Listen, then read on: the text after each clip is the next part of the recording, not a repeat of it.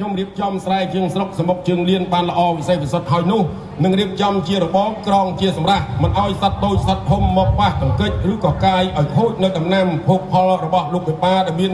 ស្រូវនាងគង់ជង្គង់វែងនោះទេតើលោកមេបាយល់ទាស់យ៉ាងណាសូមទានសូមប្រសាសន៍លោកណាអរគុណណាស់បើតាមស្ដាប់លោកនៅផ្លូវចៅមហា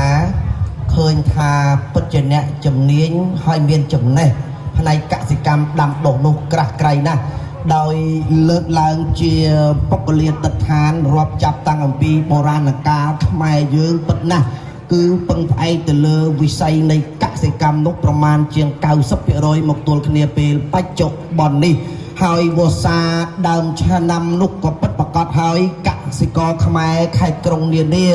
លោកក៏ទន្ទឹងរង់ចាំនៅព្រះពិរុណបងអល់ចុះមកហើយនឹងធ្វើដំណាំដាំដុះផ្សេង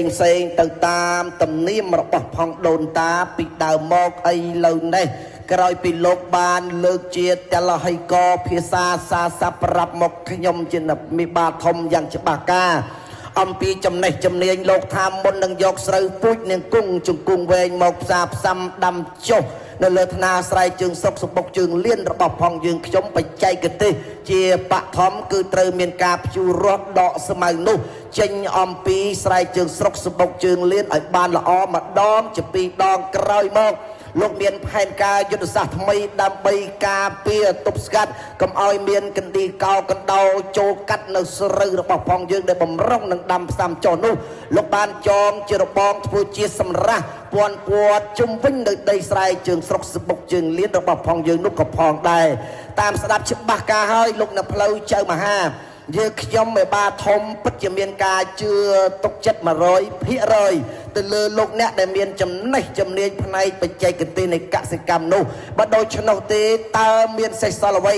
ជាកិច្ចការស្នើបន្តសូមលោកនៅផ្លូវចៅមហាវាចាសូមអរគុណ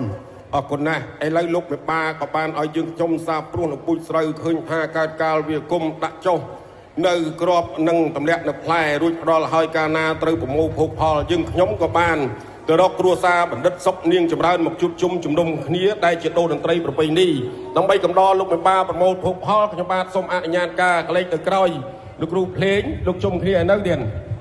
បាទប្រជុំគ្នាលោកកោតផ្លុំប្រគំកំដរលោកមេបាប្រមូលភោគផលប្រគំដោយបត់ជាស្រូវទៀត